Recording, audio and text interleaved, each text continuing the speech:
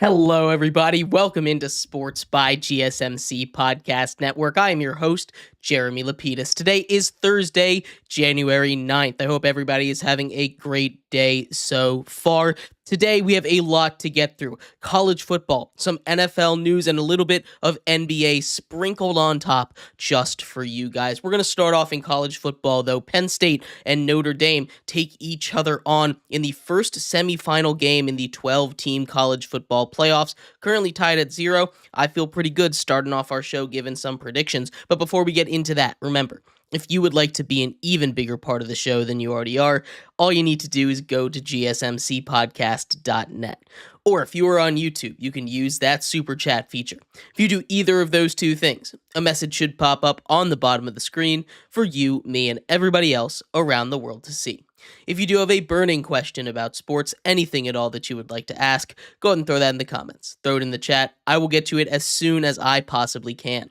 I appreciate everybody so much for sticking around, talking some sports with me here on a beautiful Thursday, January 9th. But like I was saying, we're going to start off our show here today talking a little bit about the Penn State versus Notre Dame game. This, of course, is the first ever semifinal game in the 12-team college football playoff era, and this is going to be an amazing way to kick it off. Both of these two teams coming off of huge wins, Penn State against Boise State, and Notre Dame coming off a huge win against the number 2 team in the nation in Georgia. Now, both of these teams probably were very heavy favorites. They were both very heavy favorites in both of their games originally. They both come from playing competition that wasn't really the best in the first round.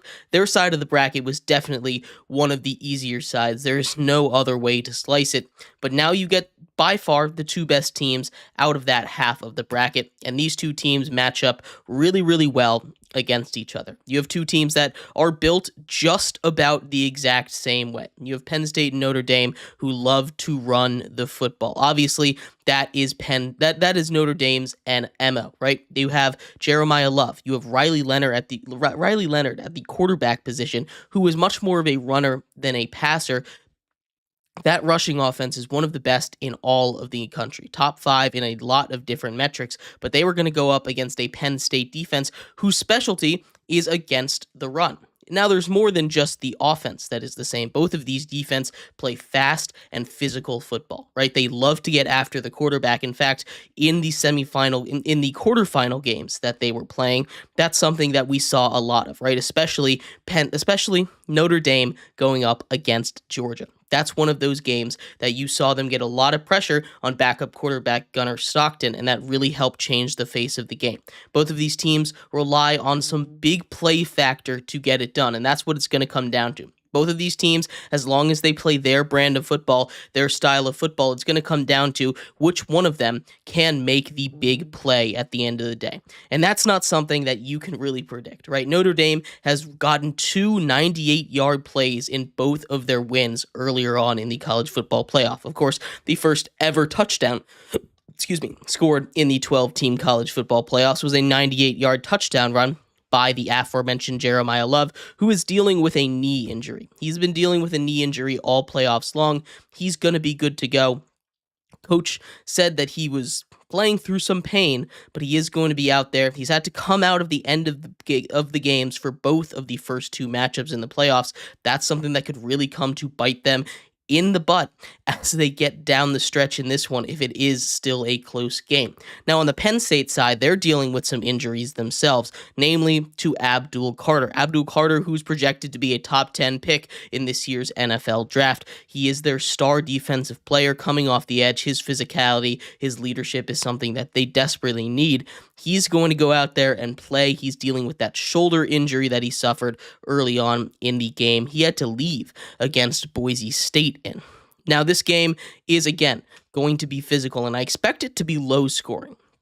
This is a game that both of these defenses, I think, will have the advantage over the offenses because, like I said, the offenses are built very similarly. You have offenses of both ends that love to run the ball, and it's going to come down to which quarterback can make the play. Again, big plays will win this game. If Notre Dame on special teams, who's something they've been really good at all season long, is special teams, getting a couple of trick plays out of their punting and kicking units, having that kick return touchdown in the game against Georgia last week, the special teams has been a huge part of what they've been able to do all year long. If they can continue that, they have a real shot in this one. But at the end of the day, I think what it's going to come down to is which quarterback is better. Now, people are talking about Drew Aller like he might be the best quarterback in this class.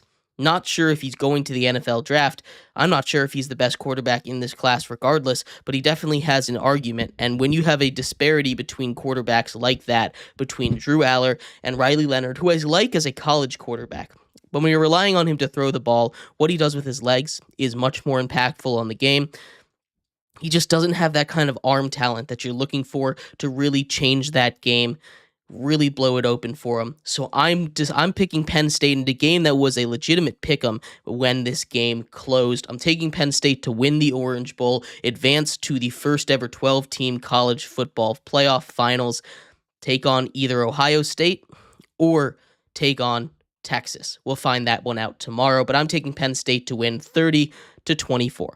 Let me know what you think in the comments. We're going to take a quick break here. When we come back, we turn our attention to the NFL. Lots of rumors have been going on around there. We're going to talk about Mike Tomlin, head coach, has a lot of haters around the city that he coaches in. We'll talk about what his future looks like and more coming up next here on Sports by GSMC Podcast Network. I'm losing my mind. Is everybody in the world blind?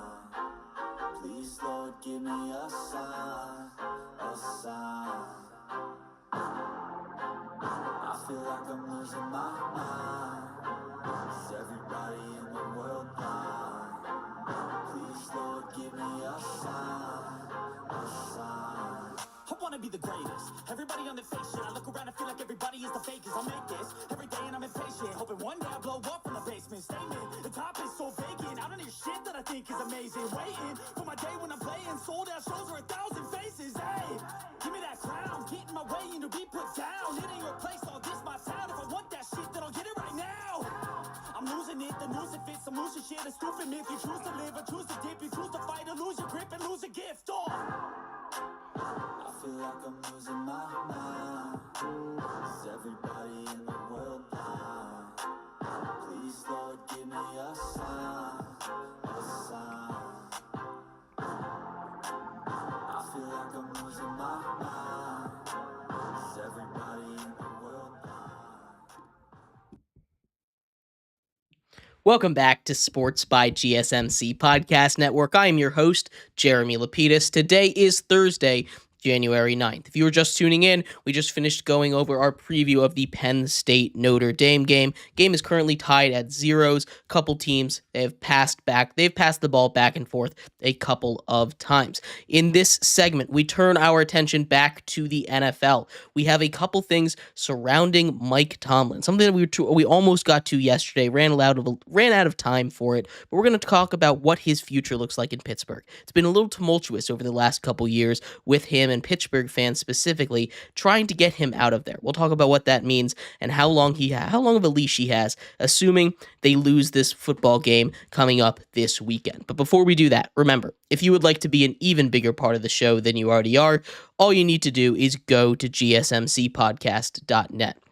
Or if you are on YouTube, you can use that super chat feature. If you do either of those two things, a message should pop up on the bottom of the screen for you, me, and everybody else around the world to see. If you do have a burning question about sports, anything at all that you would like to ask, go and throw that in the comments, throw it in the chat. I will get to it as soon as I possibly can. I appreciate everybody so much for tuning in, talking some sports with me here on a beautiful Thursday, January 9th. Anthony asks, and we'll get to it in a second, Anthony, do I think a guy like Aaron Rodgers would be as great as a quarterback coach, or is his ego too big? We're going to talk about Aaron Rodgers in the next segment, so hold that question. I will get to it coming up next. We're going to talk about Mike Tomlin for now, though. Mike Tomlin is quite the conundrum, right? And that's an interesting way to put it, at least for me, because as an outsider, not as a Pittsburgh Steelers fan, look on the outside in and I say, wow, look what Mike Tomlin has done over the last really his entire career. He has one of the most incredible records that you possibly could have in the history of football, right?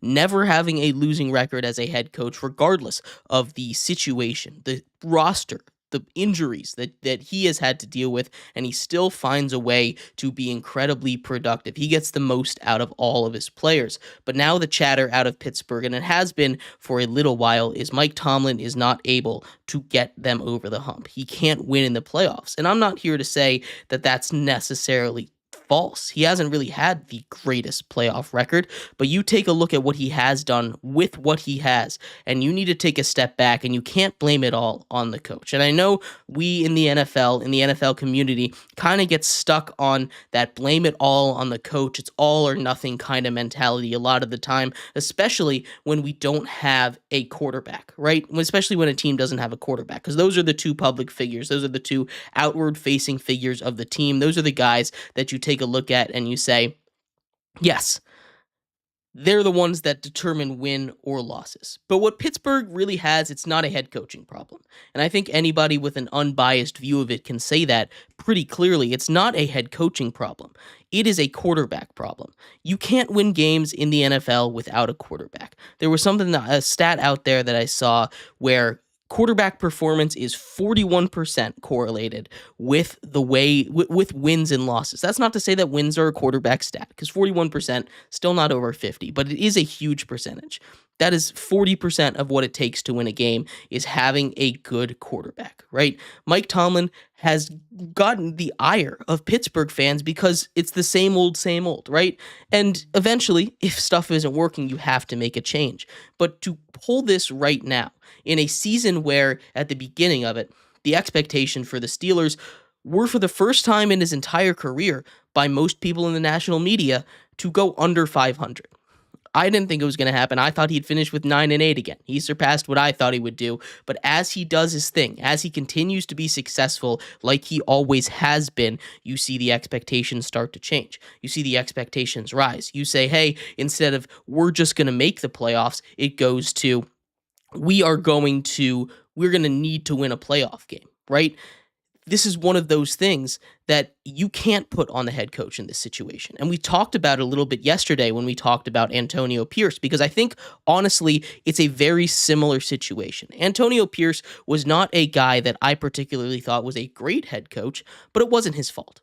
It wasn't his fault that he got fired. It was the roster. Right? The roster, no coach was going to be successful with. But you can see that a roster like Pittsburgh's, that if you take a step back and you take a look at rationally, the defense is always great. That's part of Mike Tomlin's job. He was a defensive hire, right? The offense, it struggles. Russell Wilson, he's not a great quarterback. Justin Fields, I think he's a little bit better, but still not a great quarterback. They have no weapons. The run game, which has kind of been their bread and butter for a very long time, just is not able to get going behind a guy like Najee Harris and Jaylen Warren. It's just not his fault. And for the Pittsburgh fans that are out there saying you need to get out of him, my main message to them, is just that the grass is not always greener. You hear, when Pittsburgh fans hear, oh, I would kill to have Mike Tomlin, they say, oh, yeah, but after a long time, he's not winning you anything. I know you're getting mediocrity. But sometimes you just need to make that big trade up. You need to take a risk, go and get that hidden gem quarterback, and it's not easy to find. There's no doubt about it. But this is not on Mike Tomlin. Anthony says the head coach should be putting his players in the best places to win game as a young quarterback, and I think you're right. And the fact of the matter, and what I was trying to get across here, is the fact that I think Mike Tomlin does do that. I think Mike Tomlin puts his players in the best position. I think he gets the most out of his guys. It's not easy to do that in the NFL. It's not easy to get the most out of these guys. You see coaches fail all the time. Even a good head coach, or a coach that I think is a good head coach in Brian Daboll, doesn't always get everything out of his guys. Sean Payton struggles a little bit when he first got to the Broncos, right? You have a guy like Mike McDaniel down in Miami, who I think is a brilliant young coach. but he doesn't get everything out of his guys. You saw Tyreek Hill walk out in the middle of the game last week. Anthony also says, assuming Mike Tomlin gets fired, and no team wants him as a head coach. Is he a defensive guy or is an offensive guy? Where could he be a defensive coordinator? Right?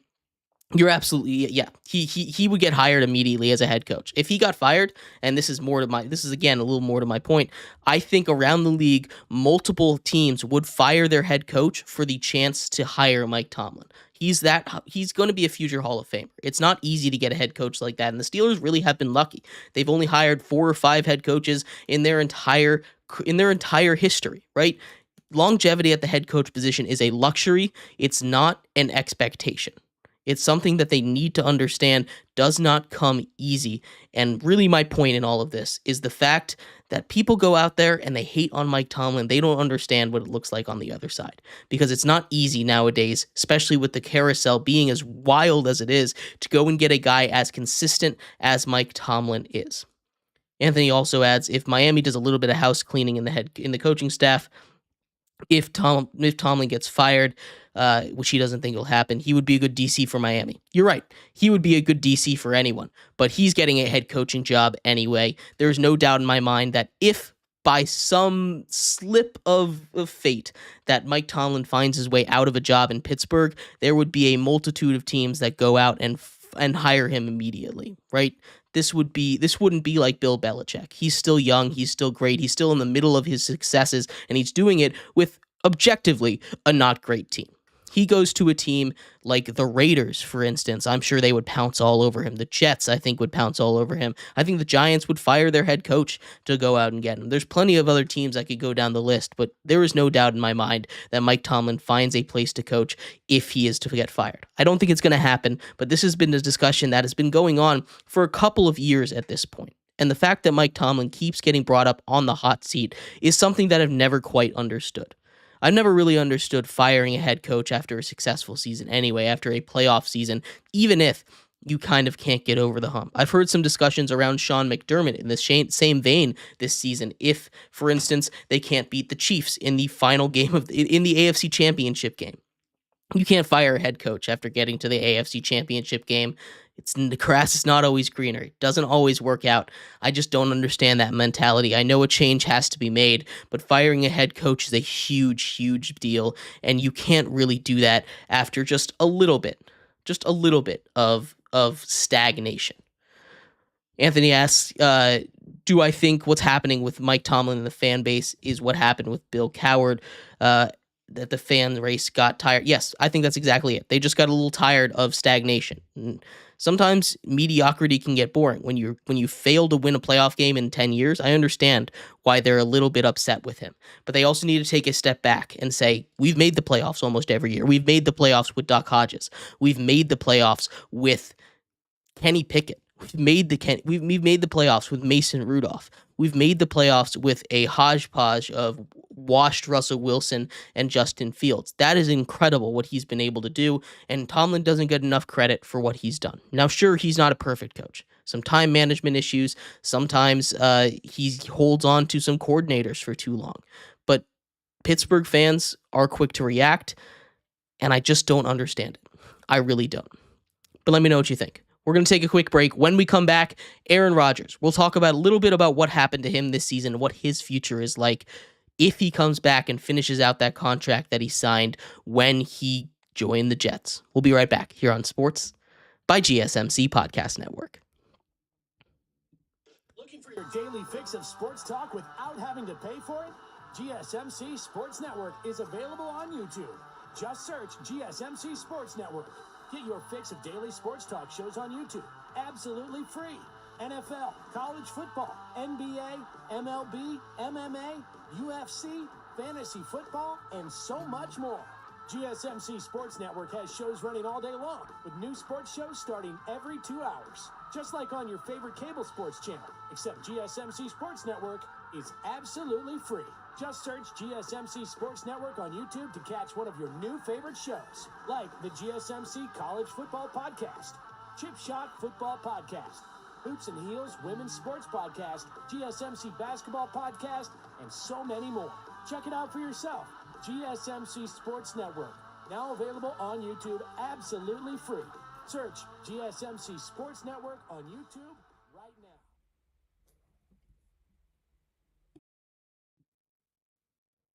Welcome back to Sports by GSMC Podcast Network. I am your host, Jeremy Lapidus.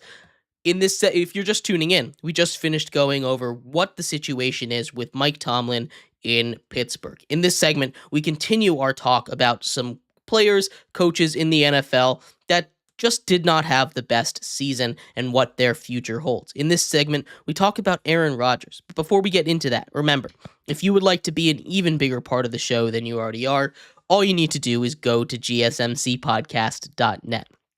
Or if you are on YouTube, you can use that super chat feature. If you do either of those two things, a message should pop up on the bottom of the screen for you, me, and everybody else around the world to see.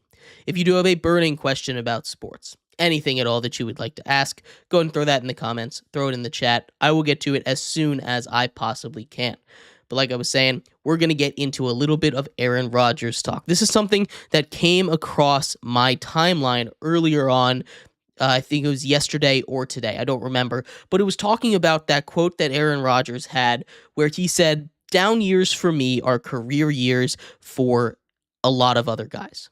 And he's not exactly wrong about that, right? Most of the time, his down years are career years. But I thought this year, maybe that's an exception to the rule because he had, by pretty much a lot of extents, or at least from the eye test, a pretty bad season, right? This is not something that you can take a look at and say, hey, Aaron Rodgers, he's a top 20 quarterback in the league this year, because I don't think he was. But when you go back and you look at the stats, and again, I know stats aren't everything, but you look at the stats, and this year, narrative-wise, will go down as probably the worst in his career. But you look at the stats, it probably blends in with a lot of other guys this year. He had 3,897 yards, so almost 4,000 yards passing. He only had 28 interceptions, 28 touchdowns to just 11 interceptions. That's a pretty good touchdown to interception ratio. Not what you're used to for Aaron Rodgers, but still a pretty good season for just about anybody else, and a 90 quarterback rating. That's pretty good. Again, not elite like you expect him to be, but what he's been able to do, even on a team that was such a disaster, partially his fault, was incredibly impressive. And I think we need to take a step back for the people that are saying Aaron Rodgers is going to retire, he's done. I just don't see it. He's got 1 year left on that contract that he signed. He's going to his age 42 season, and he really got going down the stretch of this football season. I expect, honestly, the Jets to bring him back. They're conducting interviews, right? They're going out and they're trying to find their new GM/head coach. The issue is with this Jets job specifically, they went so hard in onto Aaron Rodgers that when he doesn't work out, when he retires, unless they can get a stopgap quarterback like that, someone that can immediately step in and be a great quarterback, they are going to fall off the face of the earth more than they already have, because they have put everything into winning now. They have nothing invested into the future for a guy after Aaron Rodgers. And that's not necessarily wrong. We all thought, or at least I thought, I was guilty of this. Definitely what I was the most incorrect on all season was the Jets. I had them going to the Super Bowl at the beginning of the season, right? We see where that is now. They have a top 10 pick in the draft. I was way off over there. But this is a team that when you look at it on paper is amazing, right? It really is. They had that defense just 2 seasons ago now, where arguably the best in football. That didn't translate. But what Aaron Rodgers has done in a disaster of a season wasn't that bad. You go back and you revisit that quote. A down year for him is a career year for a lot of guys. And while this isn't a career year for a lot of guys, it is a solid year. If a guy went out there, if Baker Mayfield went out and put stats like this, 3,900 yards, 28 touchdowns to 11 interceptions, you would be happy with that. Sure, he'd had a better year this year, but that was a career year for him. You would be happy with that. You would honestly be happy if Jared Goff went out and put that up, right? These are numbers that you're happy if your quarterback does, except if you're expecting more. If Aaron come back, which I expect him to do, Anthony says he thinks the Jets will draft a young quarterback in the second round, and I don't necessarily hate that, right? But on the off chance that Aaron Rodgers is not invited back to the Jets, which I totally expect any head coach they hire to have that kind of, hey, we expect Aaron Rodgers back for at least one more season. There's a bunch of other teams that I expect would be interested in his talents. There are so many quarterback needy teams this year, and there's only one, potentially two quarterbacks in this draft that I think are really guys you can put your hopes and dreams on, right? And that's going to go to the Titans. The Titans are going to take that number one guy, whoever it is, potentially the Browns if they think there's a second. But after that, there's nobody left that you can look at. So we're going to look at, I picked 7 teams that I think potentially would be interested in the services of Aaron Rodgers. We're going to start from 7 down. At number 7, it's the Miami Dolphins. And this one might seem a little bit outside the box for Aaron Rodgers to go to. But it's a team that's successful, and they're going to rely on Tua more. If the Dolphins went and brought him in, it would be as a backup role to Tua, because we've seen how bad that team is when they don't have a backup quarterback, right? They've struggled to find a backup quarterback really all of Tua's career. He's had a lot of trouble, a whole lot of trouble, finding a guy that can come in and be a solid backup for him. I think the Dolphins are one that you could pay attention to, and if Aaron Rodgers is done with the Jets, maybe he just wants to take a little bit of a backseat, continue to play out his contract, the Dolphins would be a really interesting spot for him. At number 6, counting down here, it's the Colts. They also have a very interesting quarterback situation. Obviously, we saw what happened with them and Joe Flacco this season. He's probably not coming back. Anthony Richardson, I don't know what they're going to do with him. I really don't. That's one of the biggest questions of the offseason. Anthony Richardson is a guy that I think should get another shot, but I wouldn't be mad at the Colts if they gave up at him at this point. It's a lot to take care of. It's a lot to figure out. Maybe that's a potential landing spot for Aaron Rodgers. He's got that relationship with Pat McAfee already in Indianapolis. Maybe he goes over there and joins the Colts. Now we have the real teams. There's 5 teams that I think really could go out and get him seriously. At number 5, it's the Giants. I don't really see the Giants doing this because I think they're trying to hit a hard reset button, find a young quarterback to build around. Maybe they want to stopgap or Aaron Rodgers for 1 year, but any longer than that, I just don't see the Giants really doing it. They could do it, though. That's a team that's out there. Another team that could potentially do it, it's the Browns. I talked about the Browns maybe getting a quarterback, but there's been a lot of mocks out there where they go and get a guy like Travis Hunter. They draft the best defender available, the best offensive tackle available, and under that, I'm assuming they go and get a veteran quarterback. If you're trying to find a veteran quarterback, Aaron Rodgers, one of those better ones to be out there. Browns, I think, are a possibility. Number 4 for a place he could go if he doesn't return to the Jets. And number 3, it's the Raiders. They need a quarterback really badly. They really do. They're outside of range to get a real quarterback. They fired their GM and their head coach. They're looking for a search. Rumors circling that Bill Belichick could get in there. I doubt that Bill Belichick actually does decide to go in there, but there's another spot, the Raiders, that I think are going to pay a lot of money for a quarterback this year. And I think Aaron Rodgers might be on the table for them.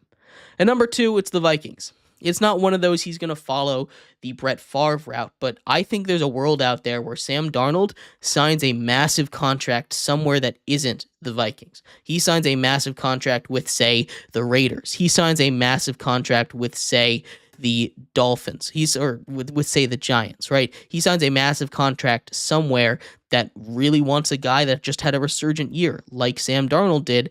Now they need a quarterback. Aaron Rodgers comes in, they let J.J. McCarthy sit for yet another year. That could be something that works, especially with all the weapons that are over there. Now, you also have a Devontae Adams that's going to be ready to go, basically follow him anywhere if that happens. So that's kind of a 2-for-1 deal. A lot of teams would be interested. But the number 1 team, we just finished talking about them, that I think would be interested in Aaron Rodgers should he return and the Jets not want him, it's the Pittsburgh Steelers. We just went off on Mike Tomlin for not being able to find a quarterback. And sure, this wouldn't be a long-term solution.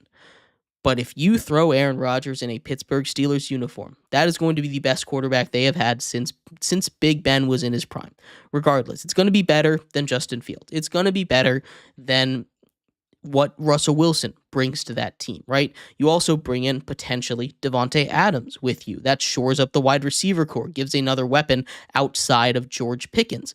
that is going to be a really, really nice landing spot for him, and one that honestly I think really could happen. Those are a couple places. I just don't see a way that Aaron Rodgers is done with football after this year. Now, Anthony asked a question a lot earlier about Aaron Rodgers post his career, what he would look like as a quarterback's coach. And honestly, there's lots of story about him being a diva out there. There's lots of stories about him being this egotistical guy. But honestly, I think he would be a really good coach. He's got that football mind that is was one of one. It's super rare to see guys like that. Do I think he would be an elite coach? Is he a guy that I'm tapping on and saying, you're going to be a coach? I don't think he'll do it. But I think if he was interested in becoming a coach, and that was something he was actually passionate about, he would be really good at being a football coach, especially a quarterback's coach. And that's something that I think could work out for him in the future. I don't see it happening this year because, like I said, I definitely think he's coming back, and I think the Jets will take him. But I also think if the Jets don't take him back, there are about 6, 5, 7 other teams that would be very interested in bringing in a guy like Aaron Rodgers to run their franchise at least for 1 year. But let me know what you think. I'd love to hear your thoughts on this. We're going to take a quick break. When we come back, we take a quick dive into the world of basketball. A potential finals matchup took place last night. We're going to talk about everything that came of that and more coming up next here on Sports by GSMC Podcast Network.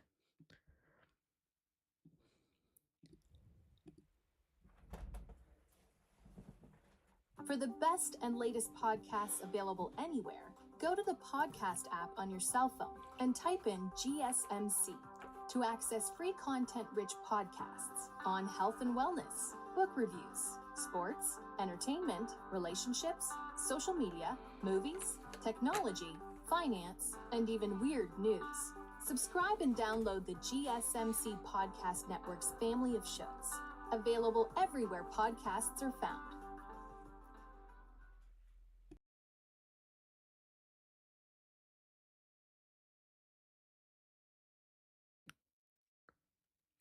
Welcome back to Sports by GSMC Podcast Network. I am your host, Jeremy Lapidus. Today is Thursday, January 9th. If you are just tuning in, we just finished going over the future for Aaron Rodgers in the NFL. I think he is coming back. I think he's definitely going to be a quarterback for at least next season. In this segment, we turn our attention to the NBA. We're going to talk a little bit about the Cavs versus the Thunder. I think the potential finals matchup. But before we do that, remember, if you would like to be an even bigger part of the show than you already are, all you have to do is go to gsmcpodcast.net. Or if you are on YouTube, you can leave a super chat feature. If you do either of those two things, a message should pop up on the bottom of the screen for you, me, and everybody else around the world to see. If you do have a burning question about sports, anything at all that you would like to ask, go and throw that in the comments. Throw it in the chat. I'll get to it as soon as I possibly can. Anthony was asking a little bit about Aaron Rodgers that I missed before we finished up our last segment. He was talking about how not all great quarterbacks become not all future Hall of Fame quarterbacks become great coaches. And I think you're absolutely right about that. Just because you have the mind to do it doesn't mean you have the will to do it, which I think is, I might not have done it effectively, but it's kind of what I tried to bring up at the end of that segment, Anthony, right? When you have a quarterback brain like that, like Aaron Rodgers, and sure, he's got a little bit of that egomaniac in him, right? Just because he is a great quarterback doesn't mean he'll be a great coach. I think really what it comes down to it more than anything is if he wants to do it. You have to want it to be a great coach. You can't just be forced upon yourself to be a great coach. And Aaron Rodgers is the guy that strikes me as someone that doesn't really want to be a coach. So I don't think he will be a coach. But in the case that he wanted to be a quarterback's coach, in the case that he wanted to go and help that the next generation of quarterbacks be an elite quarterback, show them how it's done, I think he has the brain to be able to do it. I think if he had the will to do it, he would be great. And I think that's what it comes down to. It doesn't always, it's just about wanting. And I don't think he's going to want to do it. So at the end of the day, no, I don't think he would be a great coach. But I do think that if somehow 10, 20 years in the future, he's like, I want to teach the next generation of quarterbacks, I want to be this quarterback's coach, he would be amazing at it. That brain, that processing never really goes away. And I think he'd be a great teacher if if and only if he wanted to. But we're going to get into some NBA here. Talk a little bit about the game that took place last night between the Cavaliers and the Thunder. That was a huge game. It was a great game, too. We saw a potential finals matchup with the 15 straight win Thunder came in and took on the 10 straight win Cleveland Cavaliers. One of the first times that we've ever seen a matchup of this caliber in the history of the NBA. One of, by record, the best winning percentage games in the history of the NBA. Both of these teams came in with over 30 wins in their first 35 games. It was a massive performance, a massive game for both of them, and a potential finals matchup. Like we said, Kenny Atkinson has done an amazing job turning this Cavaliers team around for what it has been able to do, especially in such a quick timetable, right? It's a very similar team to what it was last year. You have the same big four guys, Evan Mobley, Jarrett Allen, Darius Garland, Donovan Mitchell, but in this game specifically, what it came down to, obviously we saw the Cavaliers take a 7-point victory, 129 to 122, was the big men in this one. And the Thunder came in a little bit hobbled, right? They've been struggling. They don't have Chet Holmgren. They got Isaiah Hartenstein back. He's been that kind of big down there, and he did an amazing job, right? No doubt about it. He did an amazing job in that game. He was dueling with two amazing big men, something that you don't see a lot of times in the NBA nowadays as it started to transition back to 3-point shooting, some more stretch the defense kind of guys. But guys like Jarrett Allen stepped up and played an amazing role, played a huge part in winning that game for the Cavs. If he wasn't there, I don't think they do it. Him and Evan Mobley had a great connection. They scored 43. They scored or assisted on 43 of the 52 points that the Cavs scored in the first half of this basketball game, and it was just amazing to watch. Alley-oop after alley-oop from Evan Mobley to Jarrett Allen, back and forth between the two of them. That two-man game that they had in the post was really putting a guy like Hartenstein in conflict, right? He was able to do with ball movement with those two guys what you generally do at the top, right? You have 2-on-1. They figured it out. It was just incredible to see. And that's the kind of thing that we're not going to see in the playoffs if these two teams match up again in the finals, right? Or maybe even down the stretch of this season, because Chet Holmgren's going to come back soon. And when Chet Holmgren comes back, they're going to be able to have those two big men that can kind of go toe-to-toe with Allen and Mobley. But in this game, that was the huge difference, right? You had a guy in Chet Holmgren who was just outmatched 2-on-1, but really, even in a game where your star like Donovan Mitchell, who kind of had a bad game, only 11 points in this one, a bad game for him offensively, you had a huge showing from some of those other big four.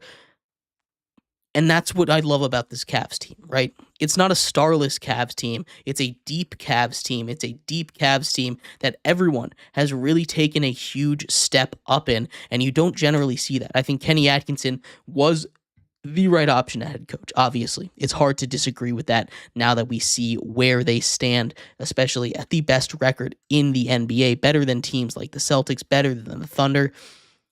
This is a team that I think could compete with the Celtics in the NBA playoffs, right? And that's what it comes down to. Everyone in the East is trying to beat the Celtics. But in this one, we really saw the ability of the big men to take over this game. And it's something that Jarrett Allen does every once in a while. They need to stay healthy.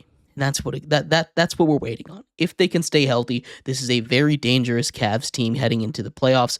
We're going to cover a lot more basketball down the stretch of the year as football season starts to wind down. But keep an eye on the Cavaliers. They're a team that could try and add a little bit in the trade market. They don't need to do too much because they've already got 4 stars. Maybe flesh out the depth of that bench just a little bit. But this is a very, very dangerous team. And I think honestly, they could knock out the Celtics in the playoffs. But let me know what you think. We're going to take a quick break here. When we come back, we finish off our show with some more football talk. The Raiders made yet another move in the front office, firing GM Tom Telesco. We'll talk about what that means for them, what they might be looking at, and more coming up next here on Sports by GSMC Podcast Network.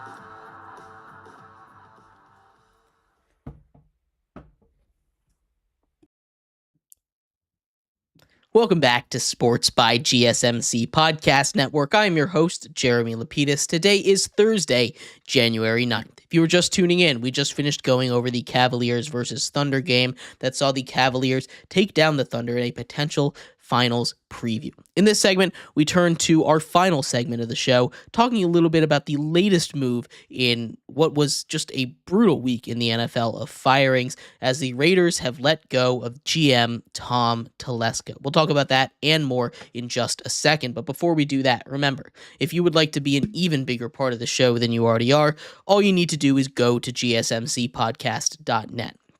Or if you are on YouTube, you can use that super chat feature. If you do either of those two things, a message should pop up on the bottom of the screen for you, me, and everybody else around the world to see. If you do have a burning question about sports, anything else, anything you'd like to ask, go ahead and throw that in the comments, throw it in the chat. I will get to it as soon as I possibly can. I appreciate everybody so much for sticking around, talking some sports with me here on a beautiful Thursday, January 9th. But like I was saying, we're going to finish off our show here with a little bit more football talk as the Raiders have let go of GM Tom Telesco. Tom Telesco came to the organization less than 1 year ago. He was hired in January of 2024 out after being let go from the Chargers organization as the GM over there for the couple of years.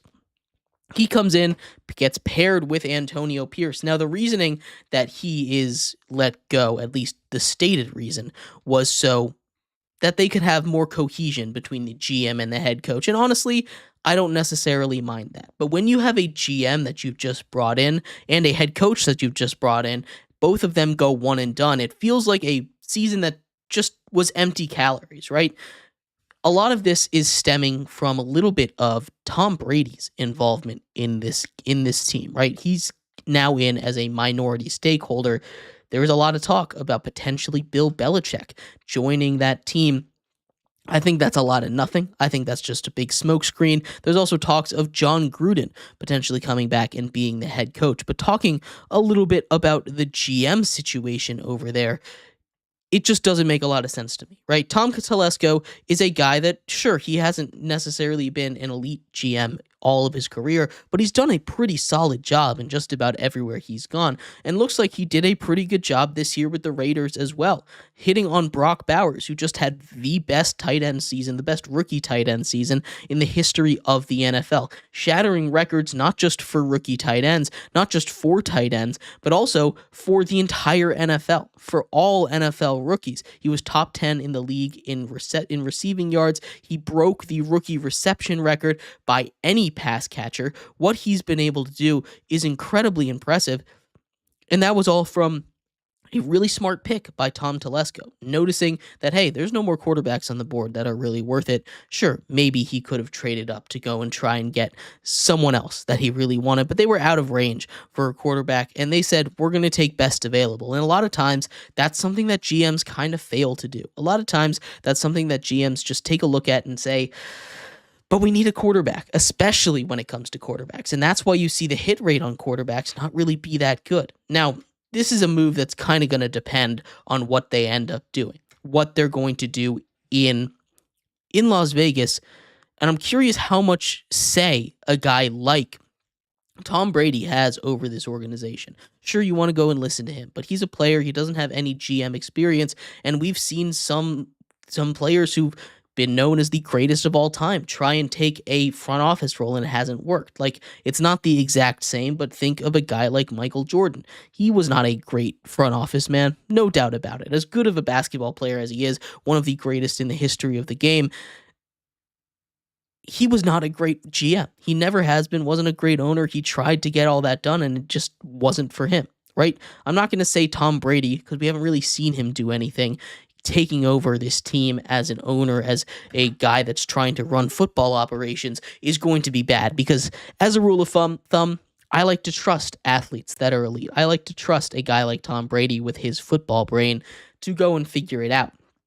But as far as the GM and head coaching decisions, I'm a little interested of how he's going to do it, because his entire career basically was under Bill Belichick, who did both of those positions. And I don't think they're going to be able to lure Bill Belichick out of college, especially since he hasn't even coached a full season over there yet. And I know the buyout after June is, a little bit more reasonable, but still, it just doesn't seem like something that's going to happen. This is something that generally coaches and GMs get hired within the next couple of weeks. So they're not going to wait that long. They're going to go and get somebody. And I'm just curious how much input Tom Brady is going to have. I'm not saying it's a power grab. I'm not saying that it's worth it. It's not saying it's not worth it to trust his football brain. But when you're getting rid of guys, especially the timing of it, right? When you're going to fire your head coach, you're going to fire your GM. Generally, you do it as a tandem. Generally, you do it together. But what they did is they let Antonio Pierce have a press conference, then they fired him. They let Tom Telesco stay on for 2 more days after they fired Antonio Pierce, and then they fired him, right? The timeline of everything just doesn't make a lot of sense to me.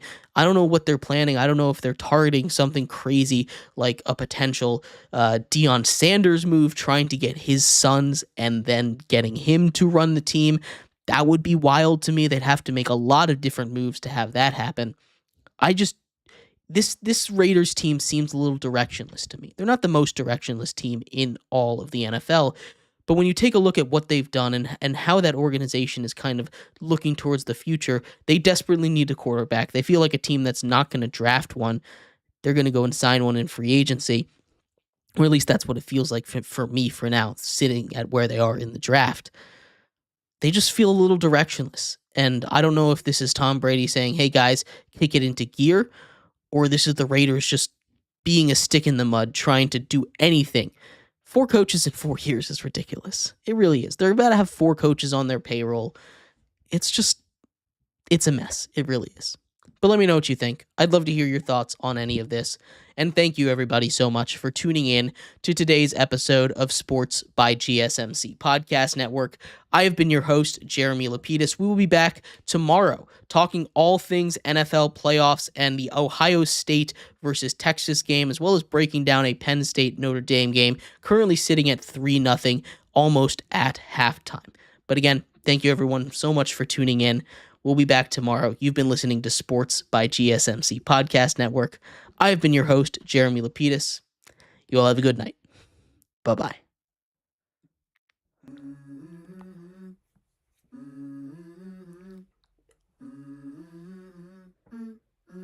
Let's go.